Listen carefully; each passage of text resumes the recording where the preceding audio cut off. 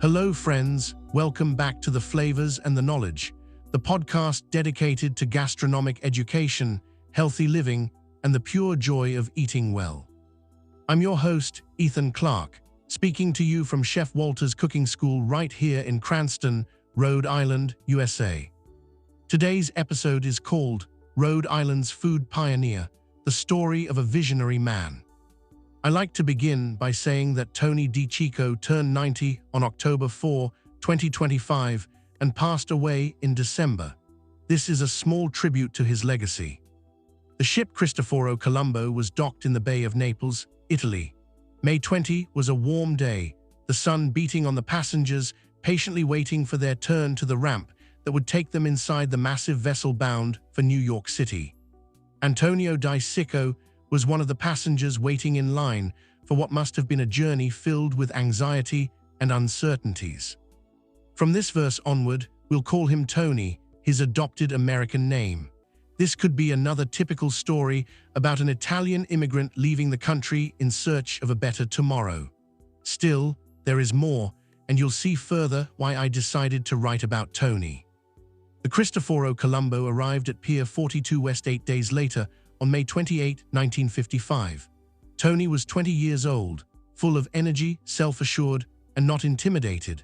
The American dream began in Rhode Island with a mixed bag of low-paying jobs as a construction helper, followed by a jeweler polisher at Uncas, a company owned and operated by Italians who hired many freshly arrived Italians. Uncas headquarters were located at the end of Atwells Avenue, near Valley Street toward Manton Avenue, near the center of Rhode Island's Little Italy, known across the country as Federal Hill. Just like any ethnic group, Italians sought places where their compatriots lived, almost as if redesigning the lives they had left behind in a new context. Living abroad was already difficult due to integration and language assimilation, not to mention the social and economic disparities they faced every day, and adjusting was not always easy. But like many resilient Italians, Tony found his way, secured a good apartment, and the job at Uncas began to pay well.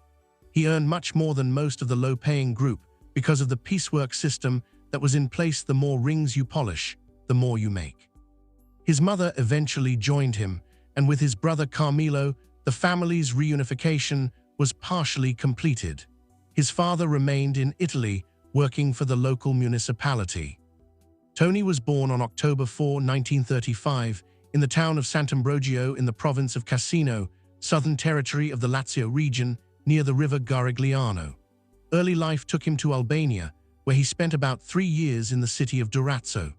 His father, at the time, was employed with the Italian government and stationed there, and to avoid being distant from his family, decided to keep everyone together. The Second World War had just begun, and Albania provided a safe refuge from the bellicose confrontations. One bright morning, Tony walked into Uncas for the daily shift and noticed a sign posted on a blackboard. A food store in Federal Hill was looking to hire young, energetic Italians as stock boys. Later that evening, Tony paid a visit to the store and after an informal interview was hired. Gregory Sabatini owned and operated Gregory's Colonial Foods, selling basic Italian imports, cold cuts, cheeses, and dry goods. The store had been on the hill since 1920, providing ingredients for the packed Italian community and their cooking rituals.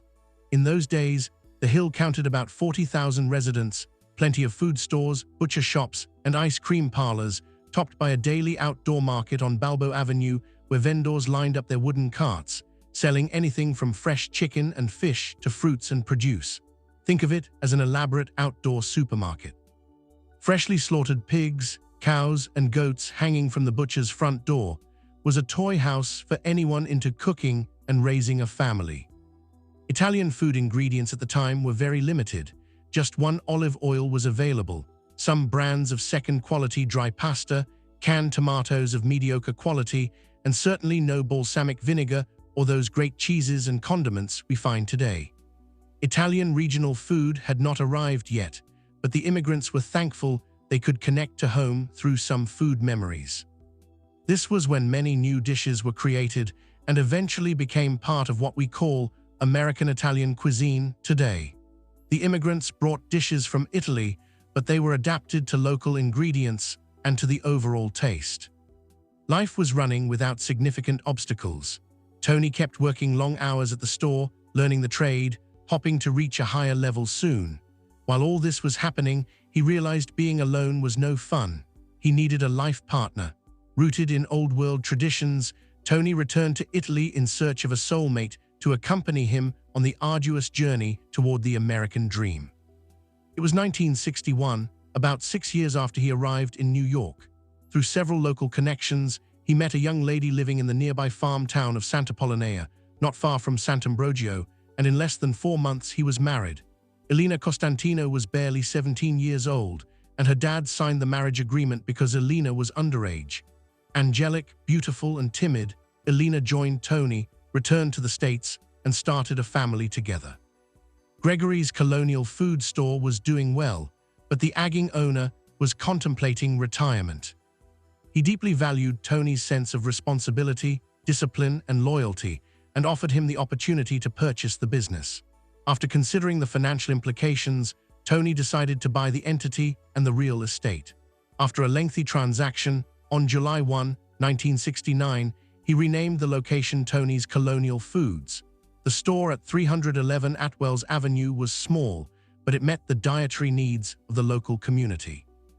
In the early 70s, Rhode Island underwent a transformational change in gastronomy.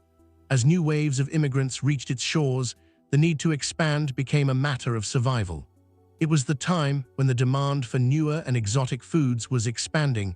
Consumers traveled more, expanded their food knowledge, and expected to find new flavors on the shelves.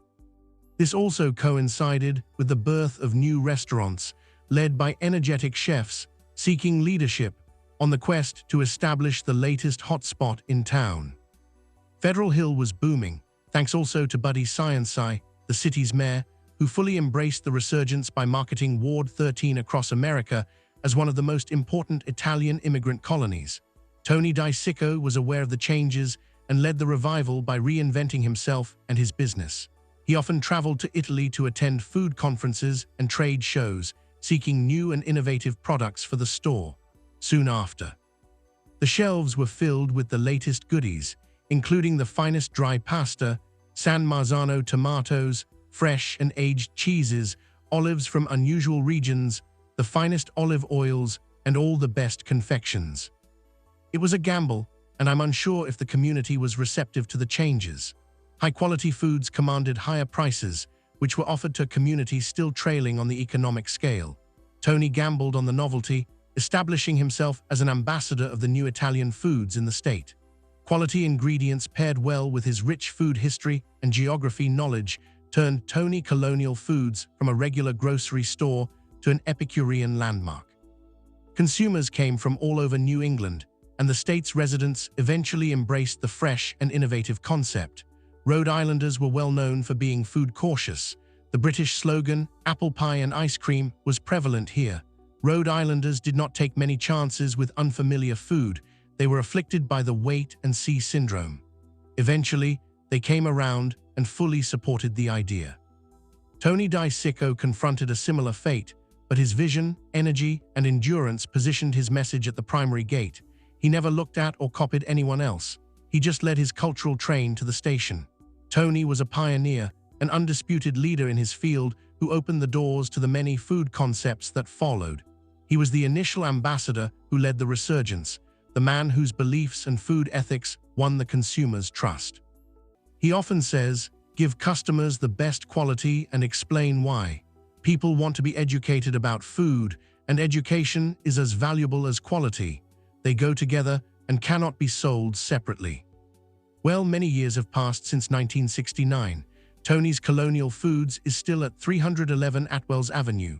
The business is now in the hands of his lovely daughter, Adriana, who continues to uphold the same intensity and quality-driven philosophy. She can always rely on her father to open the doors at 8:30 a.m. daily, although the schedule has been much softer lately. She can always depend on him to be behind the counter, educating consumers on the new flavors and the latest pasta sensation. Tony turned 90 in October 2025. The journey, filled with anxiety and uncertainty in 1955, became an immeasurable success that he shares with his omnipresent wife, Elena, who has stood by him in any weather. And yes, the American dream for a better tomorrow was accomplished, but a legacy was also established. Tony di Cicco has been a pioneer in Rhode Island's food world, and this chronology is a small token of appreciation from all of us who make good food our lives. Chef W. In conclusion, dear listeners, I would like to remind you that all our podcasts are featured on all your preferred platforms. Please join us for the next round for another exciting and educational content. You can join us and take cooking classes at our school to elevate your talent. Lastly, if you are in the kitchen, keep your eyes on the fire. Thanks for the privilege of your time.